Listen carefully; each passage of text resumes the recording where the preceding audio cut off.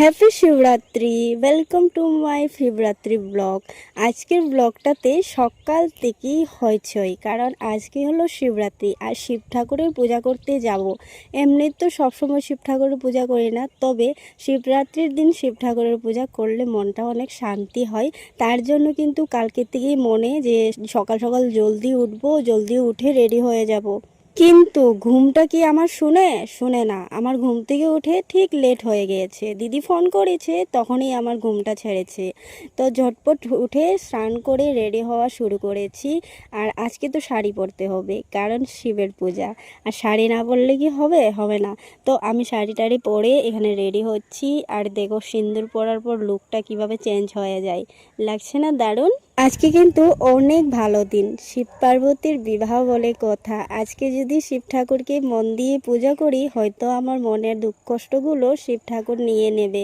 তার জন্য সকাল থেকেই ভাবছি কখন যাব। এই তো রেডি হয়ে গিয়েছি অলমোস্ট। এখন শুধু চুলটা ঝাড়বো।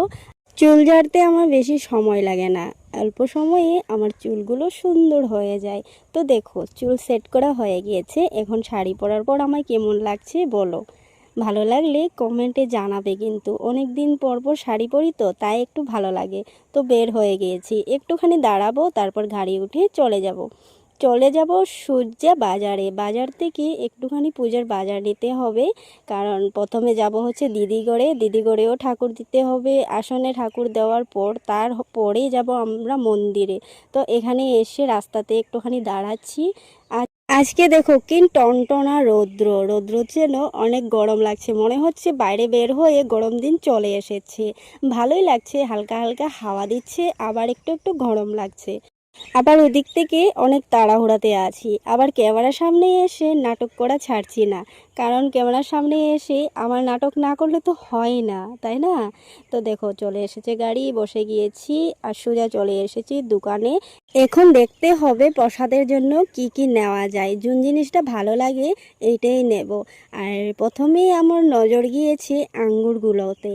আঙ্গুরগুলো কি টনটনে আর কি সুন্দর সবুজ সবুজ হয়ে আছে। তার জন্য প্রথমেই কিন্তু আমি হাতে আঙুরটা নিয়েছি, কারণ আজকে আমি প্রথমে ভেবে নিয়েছি দেখেই শুধু আঙুরটা নেব। আর এদিকে আঙুর নেওয়া হয়েছে, আর এদিকে দেখেছি আপেলগুলো বেশ ভালোই লাগলো।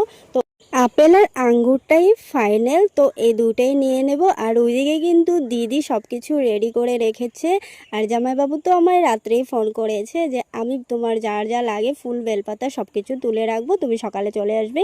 আর এসে কিন্তু প্রথমে আমি দিদি করে ঠাকুর দিচ্ছি। এই যে